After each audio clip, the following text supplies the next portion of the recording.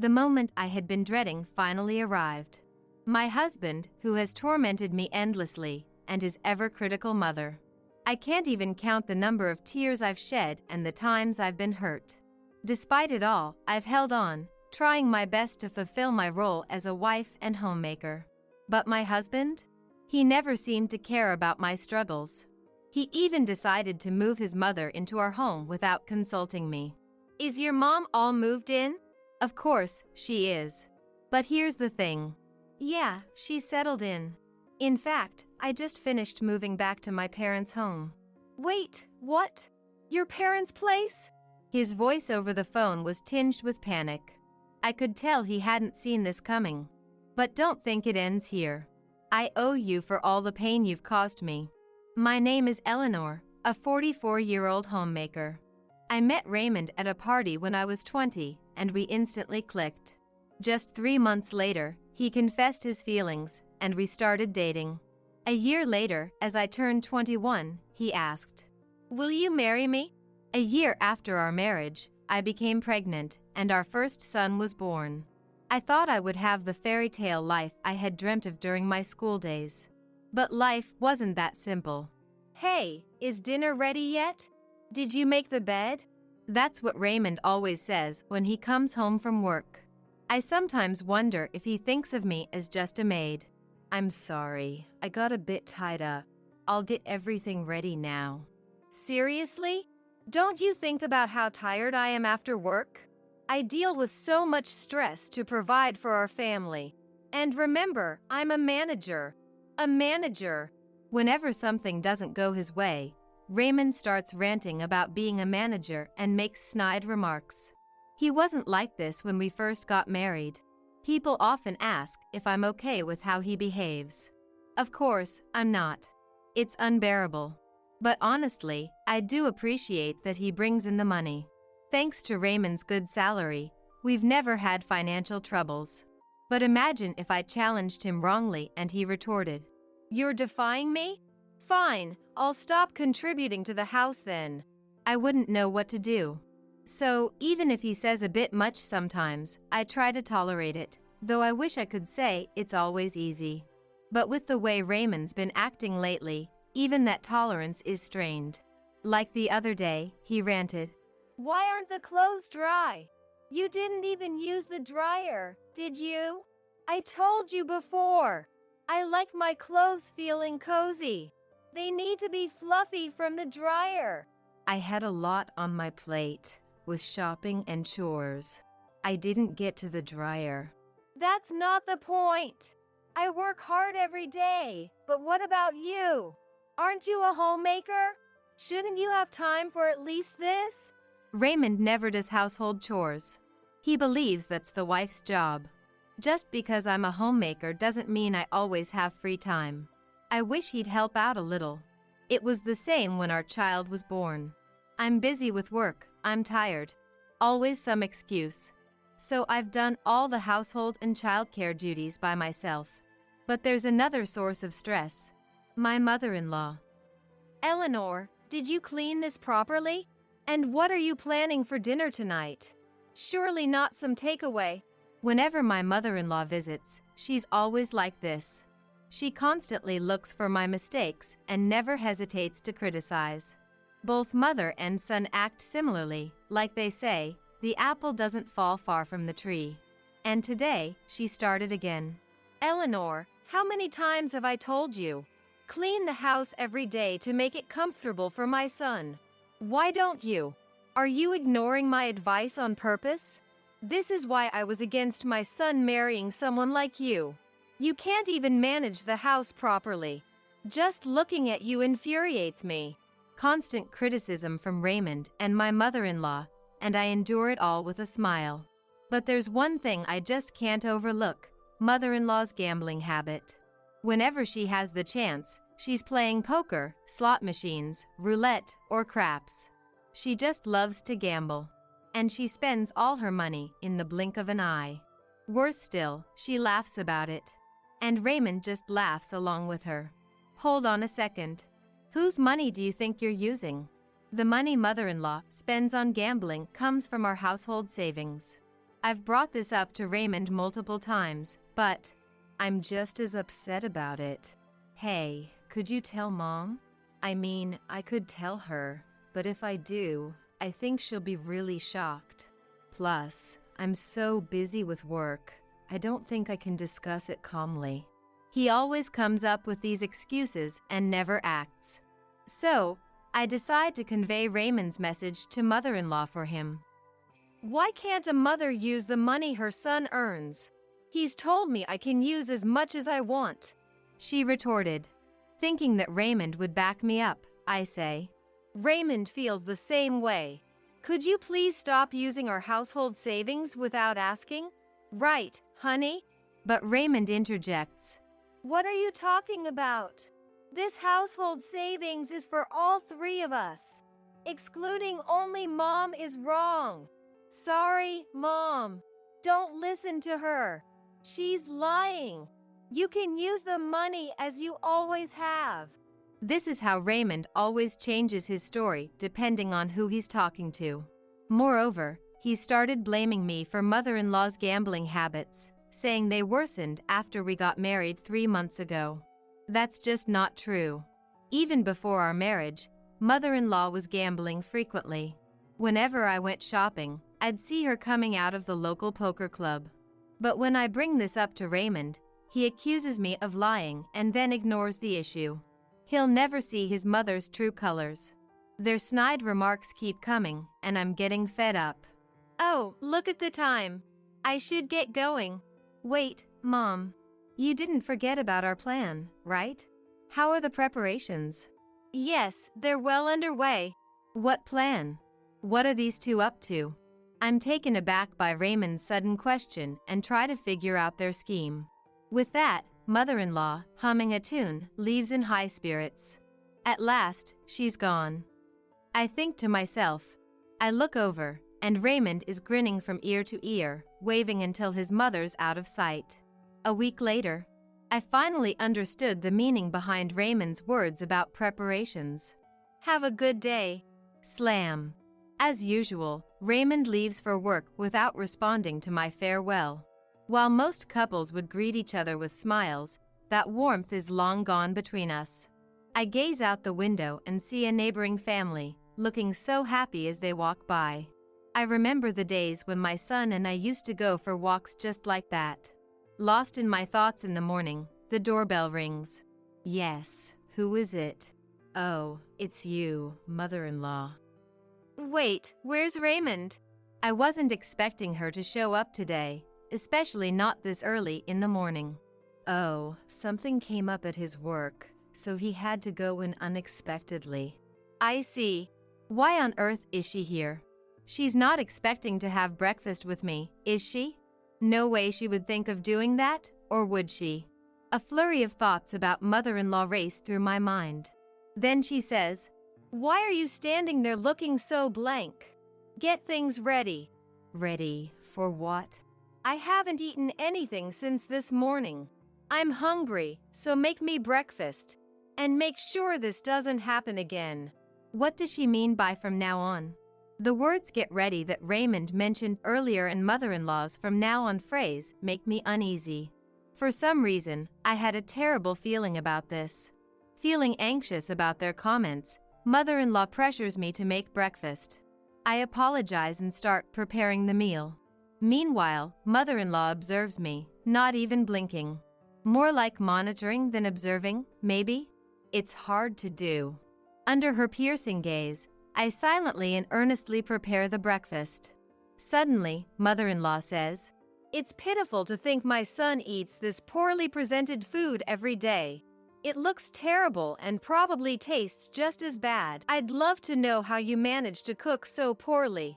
She ridicules me, mockingly laughing and complaining. Why do I have to hear all this first thing in the morning? What was supposed to be a pleasant morning felt as if it had turned into a downpour. Sorry for the wait. It took you long enough. How much time do you need for a meal like this? Maybe you should attend a cooking class? Then you might be able to cook something decent. Though, even then, it'd be like getting a D instead of an F. Having a meal alone with my mother-in-law for the first time. Seeing her stern face while eating, I lost my appetite, and the meal I put so much effort into tasted bland. Suddenly, my mother-in-law set down her fork, stating, "I don't even feel like eating this. Clear it away." I'm sorry. I just can't take this anymore. I wish she'd leave sooner. But little did I know my wish would be shattered in no time. Ring ring. Excuse me for a moment. "Hey, Mom's there, right? Let me talk to her." Handing the phone to my mother-in-law after Raymond's request, she exclaimed, "You told me we'd discuss that matter, making me come over so early. Now, you say you're at work? What's going on?" "Sorry, something came up. I'll be back before noon. Just relax till then. Hurry up, being with her is just stressful." She ended the call with Raymond and returned the phone to me with a slight throw. Trying to ask what Raymond had said, she just glared and told me he'd be back before noon. 3 hours later, Raymond returned home and immediately asked her, "Sorry, Mom. So, are you ready?" "Yes, just need to pack my things." "Pack? What?" Before I could process, Raymond dropped a bombshell. "From now on, Mom will live here too." "What?" It was a shock. I always thought it would just be the two of us living here, but now my mother-in-law will be moving in too. The mere thought of my mother-in-law coming here terrifies me. Living a life constantly getting snide remarks from Raymond and my mother-in-law every day? I just can't bear the thought of it. "Mom, I'll help you move on my next day off." "That would be helpful. But don't bring her along. We don't need someone useless." "Don't worry. It'll just be me." The shocking twist left my mind blank, unable to process anything. That evening, Raymond and his mom went out for dinner. Alone, I pondered our future. How would I coexist with the two of them? Was I just supposed to endure everything? Or was there another way? The same thoughts kept replaying, but no answers came. Lost in my despair, I felt tears spilling when suddenly, ring ring. A phone call. Wiping away my tears, I answered and the voice on the other end was, "Oh."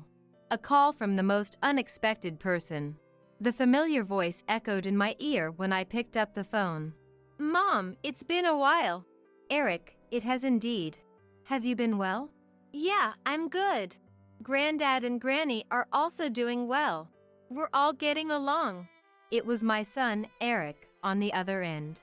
After graduating from college, Eric took a job at a company near our family home. Because his work was close, he had chosen to live with his grandparents, away from us. "When will you come to visit? It's been years since you last did. The two of them really want to see you." "I'm sorry. I've been so busy and just couldn't make it to the family home." "Busy with what? Isn't it because of Dad and Grandmother?" He hit the nail on the head. The reason I couldn't visit was indeed because of those two. Raymond didn't like the idea of me visiting my parents. As a homemaker, Raymond only sees me as a mere housekeeper. He has this ridiculous notion that I should always be taking care of the home. And his mother-in-law, shared the same view. She too only saw me as a convenient housekeeper, always expecting me to tend to the house. So, I felt trapped, unable to leave and just living within the confines of our home. It felt like I was a bird caged up. Eric knew this. He once visited this house and remembered the words Raymond and mother-in-law had hurled at me. "Aren't you a homemaker? Then you need to do your household duties properly. A housekeeper who can't even do chores is useless anywhere. Be grateful you're even needed here by us." It was then that Eric first realized the treatment I was getting from the two of them. "I thought as much." "I'm sorry for making you worry." "Listen, Mom, I have an idea." Then, Eric suggested something unexpected. It was something I hadn't ever considered. "Really? Are you serious?" "Of course. It's to help you, Mom." While it might seem obvious, Eric's words became the lifeline I needed from my hellish life. From the next day, while Raymond was at work, I started implementing what Eric had told me to do. being cautious not to let Raymond notice and always vigilant for the often unexpectedly appearing mother-in-law. There were a few close calls. "Hey, have you been up to something lately?" "Why do you ask?" "Mom mentioned it. She said you've been acting differently. You're not cheating on me, are you?" Last time, I was saved by Raymond's ridiculous misunderstanding, but I can't underestimate my mother-in-law. She's sharp. I need to be more careful and not let my guard down around her. Still, it's clear that Raymond doesn't really care about me. Well, that's fine. It actually makes things easier for me. In fact, it's a relief. I can't wait to see how they'll react to what comes next. Ring ring. "Mom, how far along are you with the preparations?" "I've got everything ready and have made a lot of progress. Now, we just wait for the day." "Speaking of which, do you know when grandmother is moving in?" "She's moving in the day after tomorrow." I overheard them talking about it when they were in a good mood. I have to make sure they pay for everything they've done to me. The climax is approaching. The morning my mother-in-law is set to arrive. Don't slack off just because I'm not around. Also, help Mom with the luggage when she gets here. And keep the house clean. Mom said she won't forgive even a speck of dust. I understand. After seeing Raymond off, I start the final preparations. Then, the doorbell rings. "Good morning, Mom." "Eric, I'm sorry, but can you help me?" "Of course. Let's get this done quickly before grandmother arrives." With Eric's help, we finalize everything. And 30 minutes later. "All right, let's go." I hop into Eric's car, and we head to a certain place. Ring ring. "Hello?" The moment has arrived. Raymond and mother-in-law have tormented me endlessly. I don't even know how many tears I've shed or how much pain I've endured. Yet I've persisted, trying my best as a homemaker. But Raymond never seemed to care about my struggles. And he decided to move in with his mother without discussing it with me. Is Mom all settled in? Of course, she is. But guess what? Yes, she's all settled. And I've just finished moving back to my parents' home. What? Back to your parents? Raymond's panic was evident, even over the phone. But that's not the end of it. He's got a lot coming his way. I delivered the final blow to Raymond. Today's the day we get divorced. The divorce papers, already filled out with your name, are on the table. When you get home, all you need to do is sign and take them to the courthouse. Just to make sure there's no delay, I've arranged for a lawyer to accompany you. The lawyer will also discuss the division of our assets. Raymond, taken aback, blurted out. Wait, what are you talking about? Divorce? Are you kidding me? No matter what you say, it won't change my mind. Oh, by the way, we don't have a single cent in our savings. What? That can't be true. I've been contributing every month. Yes, but your dear mother gambled all that money away. We have nothing left. What? I suggest you and your mother figure things out. Good luck.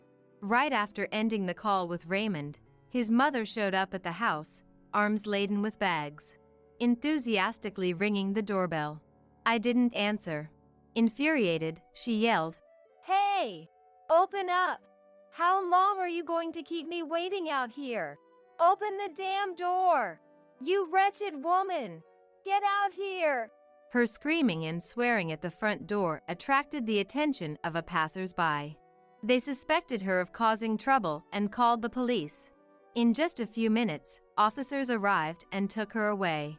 About 30 minutes later, a distraught Raymond, unable to focus on his work after hearing the news, rushed home. But I was nowhere to be seen. The only thing waiting for him was the divorce paper on the table. The sight left him completely speechless, and he just sat down, devastated. 2 hours later, the lawyer arrived and accompanied a despondent Raymond to the courthouse to submit the divorce papers. At last, our divorce was finalized. The next day, after being released from police custody, Raymond's mother came home, only to find her son deeply affected by the shock of the divorce. Although Raymond had planned to live with her, The trauma of the divorce made him take a leave from work, and a month later, he resigned. With no income, he had to sell the new house they had just built. They managed to get by with the money from the sale, but his gambling-addicted mother depleted it all. Rumor has it they now live like homeless people in a nearby park. After the divorce, I began to live peacefully at my parents' house. The money from the sale of the house came to me as well. With that money, I commented, "This place is lovely." Yeah, it's a popular resort hotel these days. I was on vacation with my family. Finally free from the nightmare, I could live my life on my own terms. That joy is unparalleled. Thinking he's cheating is just your imagination running wild. If he is, maybe there's something lacking on your part.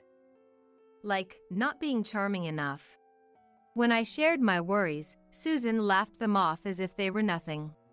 She then left me behind and headed for the register. I, alone, bit my lip, unable to say anything. With a pale face and shallow breaths, I hurried home with Nancy. Arriving home, I was surprised. A car was parked in front of what should have been an empty house at this time. It was a company car with Daniel's company name on it. Tentatively, I quietly opened the front door, and there were Daniel and Susan's shoes. And from the bedroom, loud voices could be heard. I hurried out of the house and headed for my parents' home. "Dad, something terrible happened to Susan." I'll make her regret taking me and Dad as her enemies. I'm Jennifer, a housewife in her early 50s. What I love is reading books, and both making and hearing jokes. Though I look like this, my bright personality is definitely my strength. Even though I look quiet and have a quiet appearance, people have told me that I'm like a comedian when I talk to them.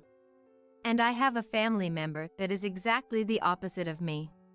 Unlike me, who resembles Dad with small eyes and a nose, my sister Susan, who is glamorous and beautiful, takes after our mom. I've been ridiculed for my looks by her since forever. For instance, something I'll never forget from over 30 years ago. Just after graduating high school, I was trying hard with makeup I wasn't used to when suddenly Susan spoke to me. "Ew, you're trying to put on makeup, Jennifer?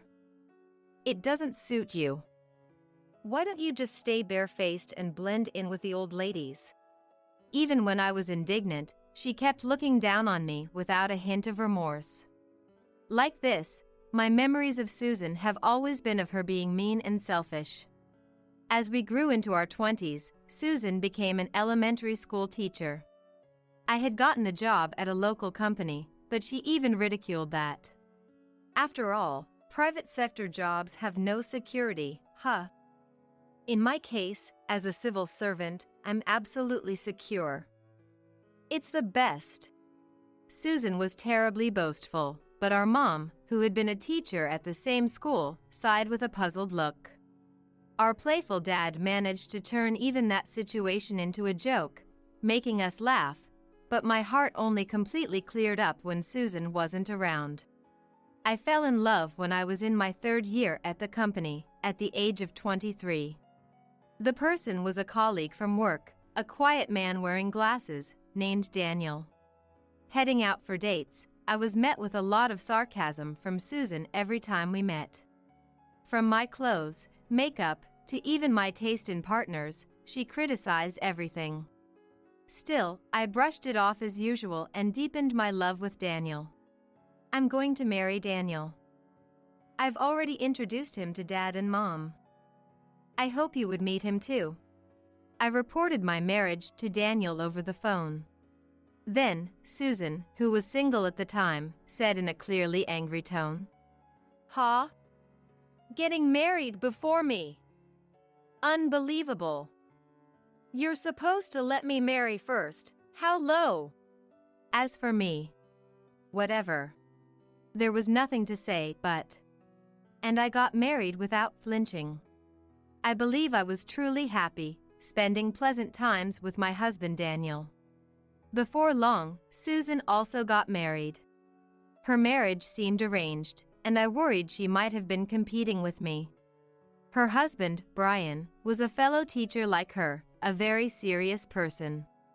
Susan had children before I did, and I remember feeling relieved that I didn't have to hear any snide remarks this time. Things were peaceful then. I never imagined that this peace would soon be shattered. After giving birth, I quit my job. Busy with childcare, I increasingly neglected my appearance, and both my hair and face became a mess. Then, Daniel started to neglect me all of a sudden. "You've suddenly turned into an old lady," he'd say, passing by with a sigh. I wanted another child, but Daniel was opposed and wouldn't agree. I was truly shocked and even considered divorce. When I consulted friends and parents, everyone listened sympathetically. Troubled, I even consulted Susan during the summer break at our parents' house. It was a desperate attempt, but the response was less helpful than clutching at straws. "It's a miracle you even got married. If you're going to complain, just divorce him now. Complaining is annoying." Susan said this in a bothered manner, then went out to play after fixing her makeup. Left behind was Brian, taking care of the kids, looking somewhat cramped at his wife's family home. While thinking I couldn't get along with Susan, I was troubled by Daniel's coldness. Yet, time passed without me being able to decide to leave him. Now, nearly 30 years later, the worries of my youth were lost in the busyness of life, and I ended up not divorcing Daniel. The romantic feelings were long gone, but I still considered us comrades under the same roof. When my daughter Nancy became a middle schooler, I started a part-time job as a cashier, giving me a place outside of home. However, the store where I had been working part-time for many years was going to close. "The store where I work part-time is closing, so I'll be unemployed starting next month." I reported this during dinner, and Daniel looked up, seemingly a bit surprised. Nancy swallowed her hamburger and said, "That's fine. Mom, you've been working for so long, why not take it easy for a while? If Mom quits her job, we can have weekends off together. Let's go on a family trip or something." I was happy with Nancy's suggestion. Until now, it was hard to match schedules with me being busy on weekends and Daniel having weekends off. But, as Nancy said, now it would be easy to coordinate. Nancy works in the service industry, so despite being a full-time employee, she can choose her days off to some extent. After dinner, while I was washing the dishes, Daniel suddenly spoke to me. It was rare for us to have a conversation, except when watching TV. "If you're not going to the part-time job, does that mean you'll be home all the time? Let me know if you have plans to go out." Thinking he was worried about dinner, I casually answered, "I don't have any particular plans, but I'll be back by evening even if I do." Daniel nodded ambiguously, still seeming to want to know. It was unusual for him to be this controlling, but I told him I'd inform him in advance if I was going out. Becoming a full-time housewife again after so long. Doing the same housework as before, I was astounded by the free time during the day. I tried to enjoy it by increasing my reading time and experimenting with cooking, but still, there was too much free time. Above all, I missed having opportunities to talk with other people. Moreover, recently Daniel has been coming home later. When I asked why, he said it was because his workload at the company had increased. So, I decided to visit Dad, who lives about a 10-minute drive away. Since Mom passed away a few years ago, Dad has been living peacefully with 2 cats. When I went to visit him with some homemade sweets, he was pleased to see me. "By the way, Jennifer, have you seen Susan recently?" While we were having a pleasant chat, Dad suddenly asked me this question. Since we don't meet except during summer vacations or the Christmas season, I shook my head. Then Dad said, looking perplexed, "Susan works at a school not too far from here, so it's close, right?" I wanted to share some good pickles we bought, so I called her to stop by after work. But she came in quite flashy clothes. Is that the trend now? I couldn't answer since I hadn't seen the actual outfit. Incidentally, I don't like pickles, but Susan loves them. Something was odd. Susan's mobile phone rang on the table, and when I tried to pass it to her, she got really angry and said not to touch it. She also insisted on keeping the mobile phone face down, and when I warned her the screen could get scratched, she glared at me. It was just a small story, but I felt a complex mix of emotions. That's because Susan used to not care about how her mobile phone was placed. Wondering what was going on, I returned home. At dinner that day, I casually mentioned this story in front of my family. I stopped by our parents' house today, and it seems something's off with Susan. She's become flashy, and she insists on keeping her mobile phone screen down. I wonder what's happening. To me, it wasn't just a feeling of discomfort, but also one of worry. Then, Nancy spoke up. Maybe Aunt Susan is having an affair? I almost dropped my fork in surprise. Daniel choked on his soup. I saw somewhere that those are signs of someone having an affair. There are also other signs like going out more, coming home late, excessively checking the partner's schedule, and so on. Hearing this, I instinctively looked at Daniel. Some of the traits Nancy mentioned matched him perfectly. I thought it was overthinking, but I couldn't help but be concerned. Don't talk about those things outside the house. It's embarrassing. Daniel frowned, having noticed my gaze. The next day, I unexpectedly encountered Susan. I ran into her at the convenience store near our house. Wait, Susan? It's rare to see you around here. Going to Dad's place? Perhaps because I spoke so suddenly, Susan jumped in surprise. Turning around, Susan was wearing heavy lipstick and a large scarf. Her outfit was flashy, and I could understand why Dad was concerned. After chatting briefly with Susan, I remembered the conversation from last night. It was difficult to ask her directly, but I thought maybe I could discuss about Daniel. Yesterday, Nancy was talking about the signs of someone cheating, and a lot of it matched up with my husband. I was shocked. It couldn't be, right? I'm kind of worried. Ignoring my sigh, Susan browsed the drinks. Then she replied in a light tone. Thinking he's cheating is just your imagination running wild.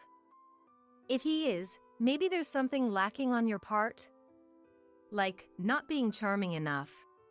Her attitude seemed to dismiss it as not important, which irritated me a bit. Susan quickly ended the conversation and headed to the register. Left behind, I bit my lip, unable to say anything. Then, a few weeks later, on a Sunday, just as I had almost forgotten about the conversation on cheating, I was out to see a movie. To enjoy a movie I was looking forward to in a good environment, I traveled a bit farther to a new cinema. Just as I was about to arrive, my mobile phone suddenly rang. Mom, I'm sorry. Can you come pick me up?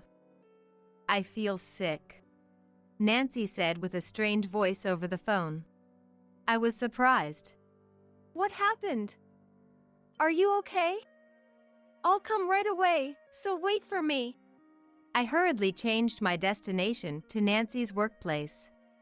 When I arrived, Nancy had come out to the building's exterior. It seems the cause of her ill health was her period. It was so bad, she even felt nauseous. Let's just go home for now. I'll go to the gynecologist later, Nancy said, so we headed home for the time being. A few minutes later, I drove safely and arrived in front of my house, and I tilted my head. The company car of Daniel's workplace was parked in front of our house. Since Daniel is in sales, he might have stopped by the house in the middle of his rounds for some reason. Perhaps he forgot something. He knew I wouldn't be home today, so it's possible he couldn't ask me to receive a delivery. Without thinking much, I parked my car and opened the front door with Nancy. There were women's shoes. Women's shoes that weren't ours were in the entrance. Of course, Daniel's shoes were there too. I felt a chill run through my entire body. The conversation about cheating suddenly came back to me. Then I noticed strange noises coming from the bedroom. It seemed they hadn't noticed us yet. Leaving a pale-faced Nancy, who was feeling sick not just from her condition, at the entrance, I approached the bedroom. And then, I stopped. Because I recognized the voice more than anyone else's. "Susan," I murmured involuntarily. Daniel was in the midst of it with Susan. I quietly returned to the entrance without making a sound. Leaving the unwell Nancy at the entrance, I hurriedly drove off. I was headed to my parents' house. Arriving at my parents' house, Dad was just tending to the garden in the yard. "Dad, something terrible happened to Susan." I pulled Dad into the car. Dad was somewhat muddy, but that was the least of my concerns. I explained the situation as we headed back home. After hearing everything, Dad nodded with his mobile phone set to record mode. "All right, leave it to me." Dad, holding the latest model mobile phone he had lined up to buy using his ample free time in retirement. At this point, it was hard to guess what he was planning to do, but I was beyond trying to stop him. "Do you want to go in seriously, or do you want to make a mockery of it?" Asked this, I responded immediately. "Please make it somewhat humorous at first. I'm definitely going to divorce him, so I want to hire a lawyer and show them this. There might be 2 dirty bodies caught on camera, and we need to neutralize the grossness." Dad nodded firmly. Before long, we arrived home. Nancy was sitting outside the entrance, hugging her knees and looking down. As we approached, she lifted her face and said, "They're still at it. So energetic for their age. And sorry, I felt so sick I threw up." Nancy looked really distressed. She had come home early to rest, and getting caught up in this was the last thing she needed.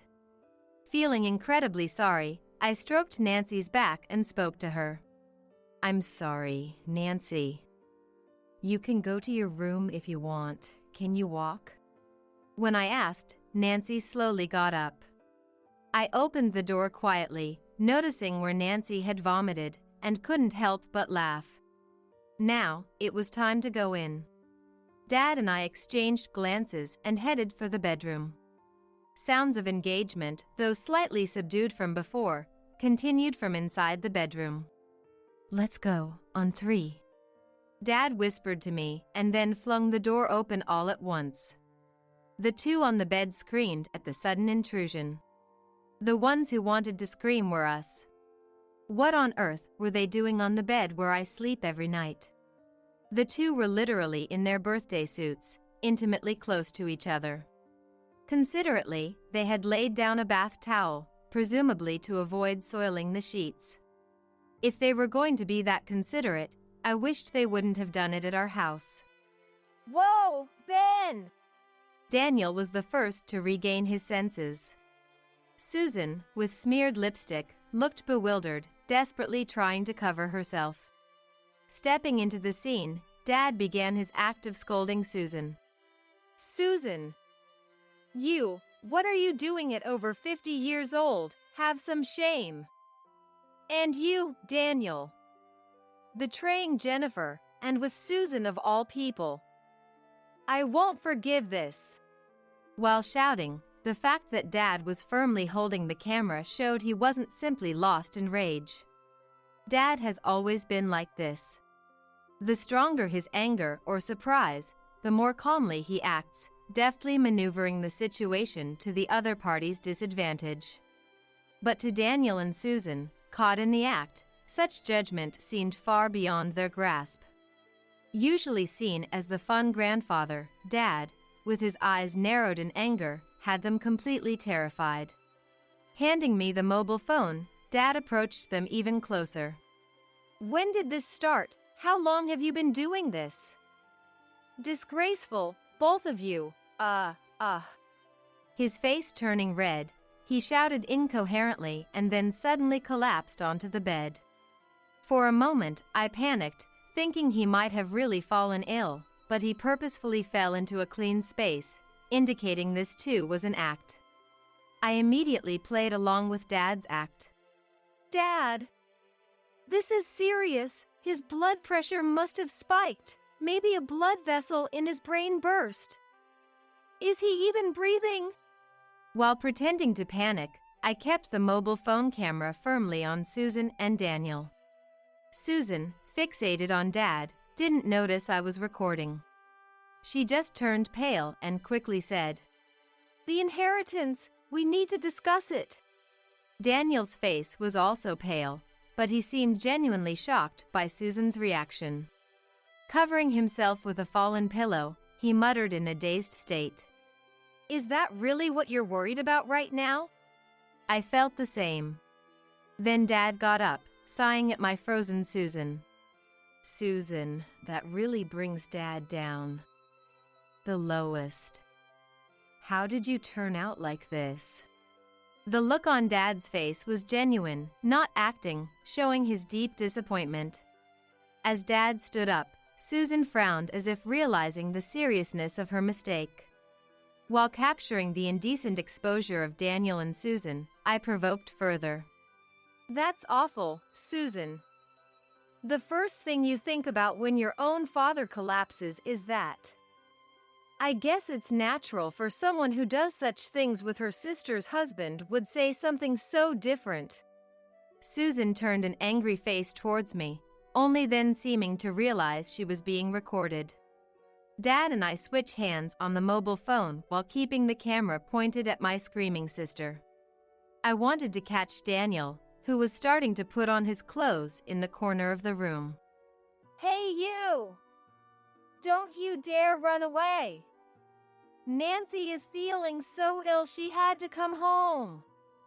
It's cruel to make her deal with more chaos when she's already vomiting from being sick. Hearing his daughter's name, Daniel let out a small scream. He seemed shocked by the fact that Nancy found out about this situation. Daniel shouldn't have done it if he had the heart to worry about getting caught. I couldn't help but feel angry. The two of them were naked in bed, clearly in the middle of an affair. Oh, here's an empty bottle of an expensive energy drink. Looks like they were really into it. Facing the mobile phone poised by Dad, the speaker begins to narrate like a reporter. Just when the scream was let out, Susan, wearing only a coat, fled from the bedroom. My daughter whom I've raised with so much care is outside in just a coat. This is tough. Dad's voice follows the Susan's back. The Susan, attempting to escape to the entrance, screamed again. No way! What is this? I, having an idea of the cause, caught up to Susan without surprise. In fact, at the entrance, Nancy had vomited on the shoes of Susan and Daniel. The women's shoes were very clean and seemed a bit expensive. Filled with plenty of Nancy's, it's understandable one would scream. Susan! Where do you think you're going? You won't escape. Dad and I catch up to Susan, who stopped, startled. Then, along with Daniel, we sit her down to ask about what happened. I'm sorry. I apologize. I'm really sorry. When did this start? Probably 2 years ago. While making excuses, Daniel looks towards Susan. Wondering what it was, Susan irritably corrected him shortly. 3 years. It seems the infidelity began 3 years ago. The year Susan started working at her current school. Irritated by Daniel, who couldn't even remember the period correctly, and appalled at Susan, who corrected him diligently. Both of you owe a deep apology to both Jennifer and me. Prompted by Dad, the two repeatedly offered deep apologies to me on the cold floor. Susan is in just a coat, and Daniel is in his birthday suit, both feeling awful. I feel like vomiting too. Of course, the recording doesn't stop. If I release this video to the public, I wonder if I'd be the one committing a crime? But it should serve as evidence. I nod vigorously to Dad's words. Then, with a trembling voice, the Susan began to proclaim a mysterious theory. Families can't sue each other. Surely, within a family, it's not a crime. Honestly, I had no idea what she was talking about. How could she say that such a serious misconduct as infidelity within a family isn't a crime? Upon further inquiry, it seemed she was misinterpreting a rule that theft among family members may not always be considered a crime. Even so, you'd think it's obvious this case wouldn't apply. A few hours later, Nancy and I sought refuge at Dad's house. I didn't want to be inside a house where such things had happened. We urgently needed to find a lawyer. Given Susan is married, it was necessary to inform her husband and children as well. I'm in for a busy time, I thought, rolling up my sleeves. Being betrayed by Daniel and Susan was a real shock. The fact that I wasn't hungry even at midnight was because my appetite had completely vanished.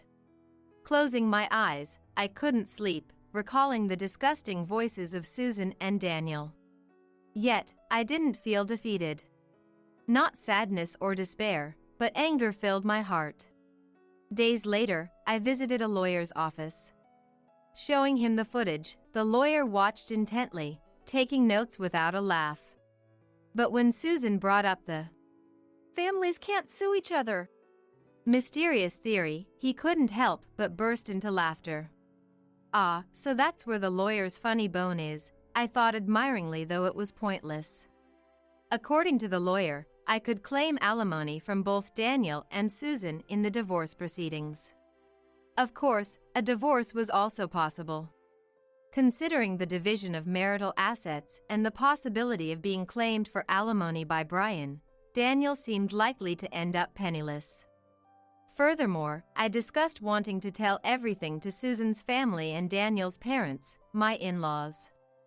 The lawyer advised that it would be best to wait until the divorce was finalized. So, I immediately went to get the divorce papers. They were to be presented to Daniel as soon as the consultation on the division of assets was finished. Just 1 week later, my divorce was finalized. Perhaps thinking there was no way to deny it after being caught on tape, Daniel agreed to the divorce without fuss. I was the one who filed the divorce papers, and Daniel went to work as usual today. He must be acting as if nothing happened at work right now. After filing for divorce, I immediately visited my in-laws in the neighboring state to greet them and show them the infamous video. My in-laws, having decent values, were furious with their son Daniel and understood my claim for compensation in the divorce proceedings. I told my in-laws, "I truly appreciate everything up until now. Nancy has decided to continue living with me. She's your granddaughter too, so if you'd like, please continue to have a good relationship with her. However, she has said she never wants to see Dad again and does not consider him a parent anymore. Please be considerate of that." My in-laws nodded in agreement, looking downcast. A few hours later, after finishing our talk and leaving Daniel's family home, I headed to a place I had previously arranged to visit. It was Susan's home. Waiting there were Brian, who had taken a day off, and Susan's son, Thomas, who is already married and independent. I handed them a copy of the video and the lawyer's business card. "I intend to claim compensation from Susan in the divorce proceedings." "Of course, Brian, you can also claim from both Susan and Daniel." At my words, Brian nodded grimly. Then, the screening began there as well. Thomas left partway through and didn't come back. Brian watched the screen till the end, his face turning pale, tears welling up in his eyes. While I was at Susan's house, she came home. Looking at the clock, it was already 6 p.m. It had gotten dark before I knew it. Seeing me, Susan was so shocked she nearly collapsed. Noticing Thomas from another state and Brian, who would usually still be at work, she started trembling. "Welcome home, Susan. I'll be leaving soon. Discuss the rest with your family. Oh, and you should be getting a claim for compensation from my lawyer soon for the divorce proceedings. Make sure to pay it. If you don't, it might even reach your workplace, so be careful." With that, I left Susan's house. Getting into my car and starting the engine, I saw Susan running out and shouting something. But I had no intention of listening to her words anymore. I honked the horn briefly and decided to head straight home. About 6 months later, Susan and her husband finally got divorced, and she had to pay a hefty sum in settlement money from the divorce trial. It seems she really resisted the divorce and caused quite a fuss, leading to a lawsuit. Brian's lawyer was extremely good, and I heard Susan got thoroughly defeated. After the divorce, she was kicked out of her house and is now estranged from the son she struggled to give birth to. Now, she's turned to binge eating and drinking due to the loneliness of living alone and can't even fit into her favorite designer clothes anymore. She was able to pay the settlement from the divorce because she has a job, but life is tough. She once came to see Dad, but fled as soon as she realized Nancy and I were living there too. She called, probably to talk about debts. Dad said, looking a bit lonely. Even though she's like that, she's still his daughter. Speaking of the aftermath of Dad and his daughter, there's also the story of Daniel and Nancy. This was around the same time that Susan and her husband divorced. One evening, while relaxing and watching TV, Nancy got a text message. She frowned upon seeing it and immediately set it to block the caller. Turns out, it was from Daniel, asking to meet. Apparently, Daniel, who has never done housework, now lives in a place that's dirty with dust and mold. He's been eating out a lot, getting sick, and complaining about rapidly losing money. I don't know where he saw it, but he said he was shocked to see me and Mom walking arm in arm happily.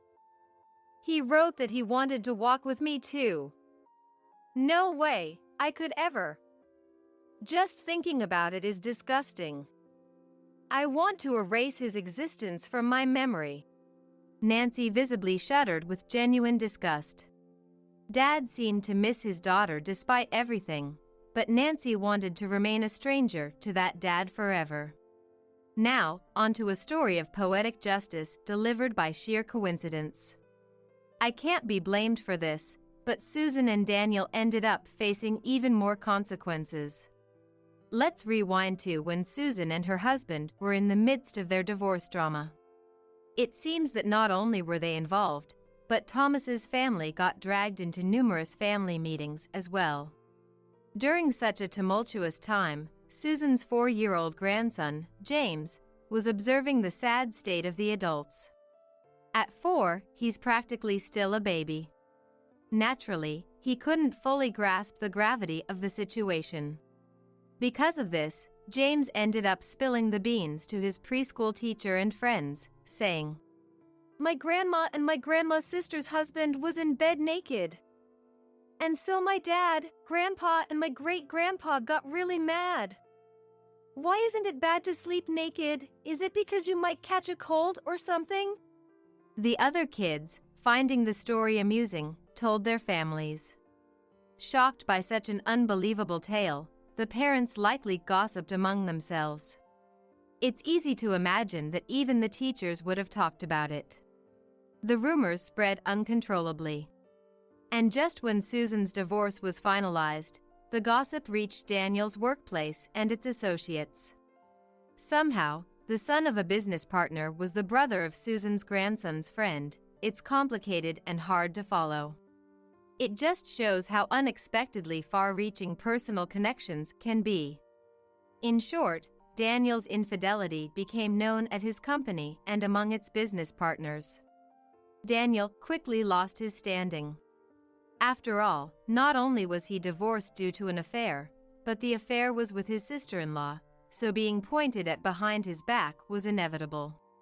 Just a month after the rumors started spreading, Daniel, whose career was once thought to be on the rise until retirement, chose early retirement due to the unbearable situation. Nancy learned of this outcome from her grandparents, Daniel's in-laws. "That's divine retribution," and told me while laughing. Susan's situation was even more severe. After all, she was a school teacher. Being in such a position, it was the last thing she should have done, and she quickly became the subject of rumors. The gossip spread from child to child, then to adults, and in no time, it was known across other schools. After receiving complaints from parents, Susan realized for the first time that what she had done was known all around. Perhaps because she felt too uncomfortable, Susan requested a transfer to a school in a more remote area, hoping to live quietly in a place far removed from her current residence. But it was too late.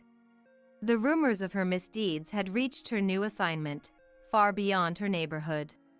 Moreover, rural areas are often much stricter about scandals than urban ones.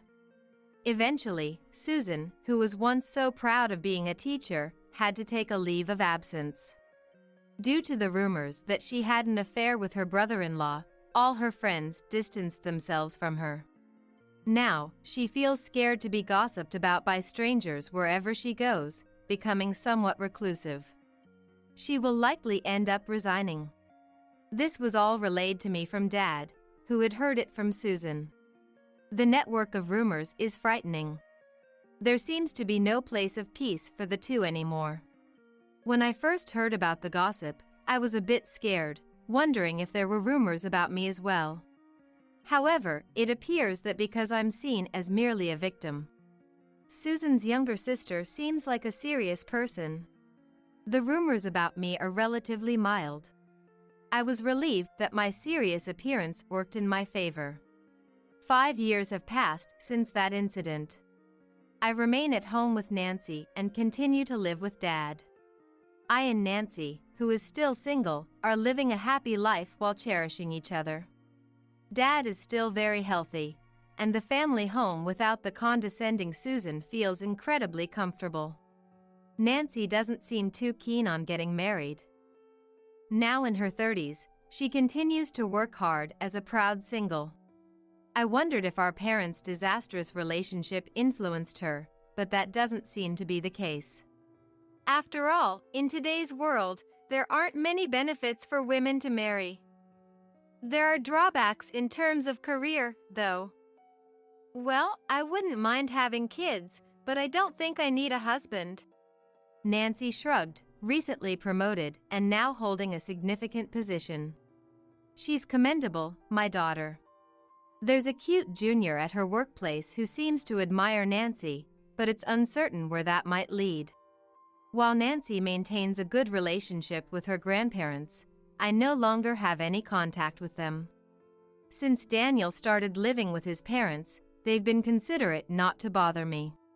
Within 6 months after retiring, Daniel had no place to go. He was on the verge of becoming homeless, but his parents were kind enough to allow him to live with him.